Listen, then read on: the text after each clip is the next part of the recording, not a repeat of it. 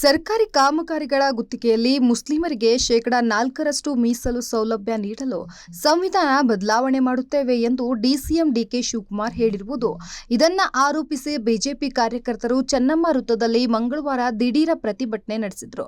ತಮ್ಮ ಆಕ್ರೋಶವನ್ನ ವ್ಯಕ್ತಪಡಿಸಿದರು. ಸಂವಿಧಾನ ವಿರೋಧಿ ಹೇಳಿಕೆ ನೀಡಿದ ಡಿಸಿಎಂ ಡಿಕೆ ಶಿವಕುಮಾರ್ ಕೂಡಲೇ ರಾಜೀನಾಮೆ ನೀಡಬೇಕು, ಇಲ್ಲವೇ ಸಂಪುಟದಿಂದ ಅವರನ್ನು ಸಿಎಂ ವಜಾಗೊಳಿಸಬೇಕು ಎಂದು ಆಗ್ರಹಿಸಿದರು. ಧಿಕ್ಕಾರ ಧಿಕ್ಕಾರ ಧಿಕ್ಕಾರ